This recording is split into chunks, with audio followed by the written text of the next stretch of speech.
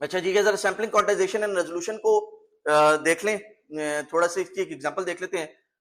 हमने कहा कि जी हमारी पास लेट्स से ये एक इमेज है, ठीक है, ये इमेज है, every point on this image is represented by a function f of row and column where f is the amount of captured light at that point, ठीक है। और अगर हम ये कहते हैं कि जी हमारे पास हर पॉइंट जो है that is an 8-bit integer, unsigned integer, 8-bit unsigned integer, then every point can have a value between 0 and 255. Total 256 possible values है, स्मॉलेस्ट वैल्यू 0 होगी, लार्जेस्ट वैल्यू 255 होगी। तो मैं यहां पे लिख देता हूं unsigned 8-bit integer.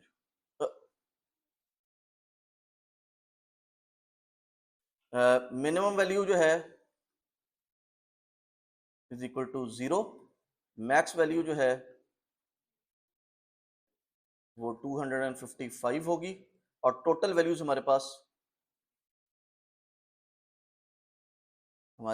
256 possible values होंगी, ठीक है। वेयर हम ये कहेंगे कि जी जहां पे 0 है, 0 is the absolute black. Let's see, let's change the colour, change pen colour, let's do blue. This is absolute black and this is absolute white, total white, surface of the sun white, ठीक है, maximum जो कि आप वहां पे capture कर सकते थे, ठीक है। सो 0 is the absolute black value and 255 is the absolute white value, ठीक है। टोटल आपके पास 256 पॉसिबल वैल्यूज है। लेट्स से ये आपके पास एक रियल वर्ल्ड ऑब्जेक्ट है, ये एक रियल वर्ल्ड ऑब्जेक्ट है। इस रियल वर्ल्ड ऑब्जेक्ट को आपने कैप्चर करना है। Obviously it is being illuminated by some light source, this object is being illuminated by some light source and this reflection of that light from this object is captured by this sensor. अब इस sensor के अंदर हमने जिस तरह बात की कि there would be a grid of capturing elements, ये हमारे पास ग्रिड ऑफ कैप्चरिंग एलिमेंट्स है, ग्रिड of capturing elements, ठीक है। ये ग्रिड ऑफ कैप्चरिंग एलिमेंट्स हैं। अब ये सेंसर जो है, ये लाइट भी, विजिबल लाइट भी हो सकता है, ये एक्सरे भी हो सकता है, ये किसी भी टाइप का, आपकी किसी भी टाइप की इलेक्ट्रोमैग्नेटिक वेव को कैप्चर कर रहा है। बट द आइडिया इज कि ये एक ग्रिड ऑफ कैप्चरिंग एलिमेंट्स है, जो हमारा सेंसर है, this is a grid of capturing elements and this is the shape that is formed on that grid। इस ऑब्जेक्ट की ये शेडो या ये इमेज हमारे इस कैप्चरिंग एलिमेंट पे बनी है। अब हमने ये देखना है कि इसको हम कैप्चर किस तरह करेंगे, ठीक है। अगेन जैसा भी बात की कि सेंसरिंग एलिमेंट हमारे पास सिंगल बिट भी हो सकता है जो कि हर पॉइंट पे जाए, हमारे पास एक लाइन ऑफ कैप्चरिंग एलिमेंट्स भी हो सकते हैं, जिस तरह हमारे पास स्कैनर के अंदर होता है, ठीक है। जब आपका डॉक्यूमेंट स्कैनर होता है उसमें हमारे पास एक लाइन, हमारे पास ये डॉक्यूमेंट है और ये एक लाइन ऑफ स्कैनर है, एक लाइन ऑफ कैप्चरिंग एलिमेंट है जो कि इस पेपर के ऊपर मूव करता है, 1 pixel at a time read करता है, नीचे तक जाता है, ठीक है। ये भी हो सकता है कि हमारे पास ये एक ग्रिड ऑफ कैप्चरिंग एलिमेंट्स हो, जिस तरह के आपके नॉर्मल कैमरा में होता है, ठीक है। तो ये सिर्फ ये डायग्राम आपको सिर्फ ये शो कर रही है। सो वापस आते हैं इसके ऊपर, हमारे पास ये इमेज थी, इस इमेज की सिर्फ एक लाइन को रीड कर रहे हैं हम, सिर्फ ये जो A to B लाइन हमने डिटरमिन की है ना, सिर्फ इस एक लाइन को देख लेते हैं। यहां से आपको सैंपलिंग और क्वांटाइजेशन दोनों क्लियर हो जाएंगी, ठीक है। Only one row out of the whole image that was that the object was that the sensor was trying to capture, ठीक है। हम सिर्फ एक रो के ऊपर देख लेते हैं क्या हो रहा है, उसके अंदर सैंपलिंग किस तरह हो रही है और क्वांटाइजेशन किस तरह हो रही है। तो सबसे पहले हम क्या करते हैं, हमारे पास जो एक्चुअल डेटा आया वो कुछ इस तरह का आया, ठीक है। रियल वैल्यूज हैं, फ्लक्चुएशंस हैं उसके अंदर, ठीक है, रियल वैल्यूज हैं उसके अंदर, कहीं ना कहीं जरा सी आपके माइक्रो फ्लक्चुएशंस होंगी, ठीक है। ये आपकी माइक्रो फ्लक्चुएशंस थी, और लेकिन ओवरऑल देखें, you started with a bright region, point A was a bright region, जो आपका सवाल था, point A was a bright region, point A अगर आप उसको ग्राफ करें तो उसकी वैल्यूज हाई होंगी, ठीक है, then it would go to a sudden black region, it would go to a sudden dark region, then gradient में वैल्यू जो है वो चेंज होना शुरू हुई है, ठीक है, वैल्यू ग्रेडियंटली यानी ये एब्सोल्युटली एकदम नहीं, आहिस्ता आहिस्ता आहिस्ता आहिस्ता वैल्यू जो है वो ब्राइट होनी शुरू हुई, लेकिन उतनी ब्राइट नहीं हुई जितना ये आउटर बाउंड्री थी या ये पॉइंट ए था, उतनी ब्राइट नहीं हुई, थोड़ी सी ब्राइट हुई और थोड़ी सी ब्राइट होने के बाद दोबारा डार्क होनी शुरू हो गई, थोड़ी सी ब्राइट हुई मिडवे तक तकरीबन गई और दोबारा डार्क होना शुरू हो गई, दोबारा डार्क होना शुरू होगी और ये वाला point is a bit, this point is a bit darker then this point, जो ये वाली बाउंड्री थी, ठीक है, एंड फाइनली उसके बाद फिर एकदम ब्राइट रीजन शुरू हो गया and it continue till point B. So अगर मैं आपसे कहूं जी इस पॉइंट का ग्राफ ड्रॉ करें तो दिस इज, इस इमेज का ग्राफ ड्रॉ करेंगे, जो लाइन ए टू बी है इस लाइन का ग्राफ ड्रॉ करें, the level of light that is captured या दैट इज रिकॉर्डेड, तो आपका ग्राफ कुछ इस तरह का होगा। बट इसमें दो प्रॉब्लम्स हैं। पहली प्रॉब्लम कि ऑल ऑफ दीज आर, यहां से लेके पॉइंट ए से लेके पॉइंट बी तक, how many points are there from point A to point B? जी इनफाइनाइट है, रियल वर्ल्ड के अंदर इनफाइनाइट पॉइंट्स हैं, but you can not store infinite number of points, you need to divide them into some limited number of points कि मैं सिर्फ इतने points का डेटा रीड करूंगा, मैं सिर्फ इतने सैंपल्स रीड करूंगा। तो आप क्या करते हैं, आप इसे सैंपल्स में डिवाइड कर देते हैं कि नीचे जो आ रहा है आप कहते हैं जी यहां से यहां तक, यहां से यहां तक जो है ये एक सैंपल है, ये दूसरा सैंपल है, ये तीसरा सैंपल है, ये चौथा सैंपल है, इस तरह आप सैंपल्स बना लेते हैं, एक ग्रिड बना लेते हैं, ठीक है। अब हर ग्रिड के अंदर ये जो वैल्यू है, आप कहते हैं मैं यहां से सिर्फ एक वैल्यू रीड करूंगा, कौन सी वैल्यू रीड करेंगे? यहां पे तो इतने से रीजन के अंदर भी तो अनलिमिटेड नंबर ऑफ वैल्यूज हैं, वहां पे भी आपने एक वैल्यू रीड करनी है।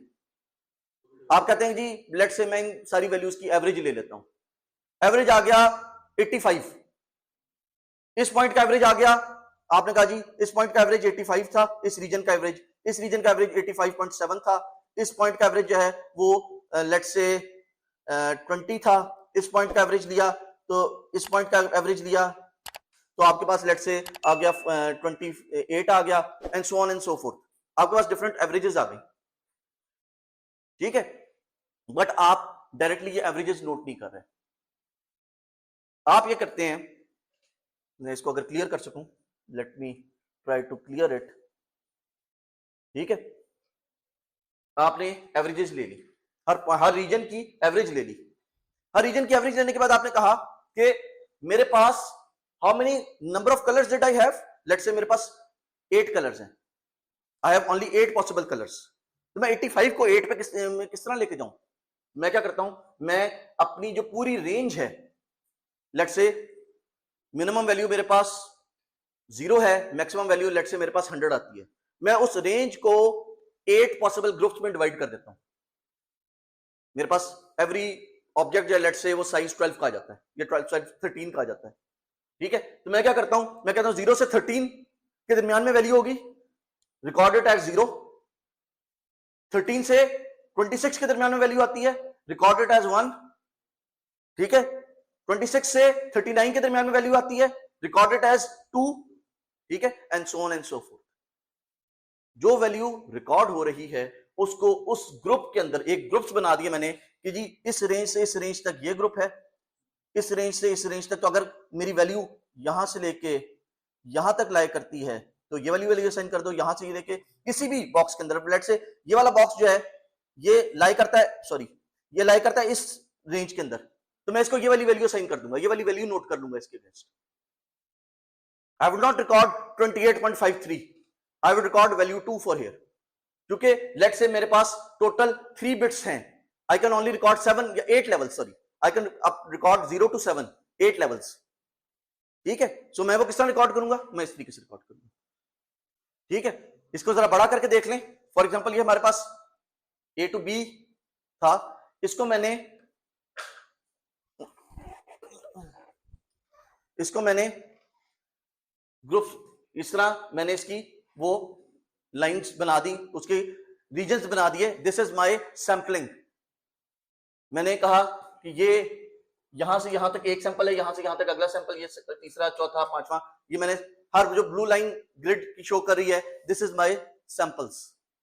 सैंपल्स आ गए मेरे पास। उसके बाद मैंने उन सैंपल्स को नोट करने के बाद मैंने उनको क्वांटाइज कर लिया बेस्ड अपॉन कि वो किस रीजन में, यहां से यहां तक जो रीजन है उसको मैंने एक वो कर दिया, यहां से यहां तक उसको 1 कर दिया, यहां से यहां तक उसको 2 कर दिया, 3 4 5 6 एंड 7, 8 पॉसिबल केसेस मेरे पास आ गए। तो यहां पे मेरे पास वैल्यू जो है वो लेट से 0 थी, यहां पे 1 थी, यहां पे 2 3, यहां पे 3 थी, 4 5 6 7।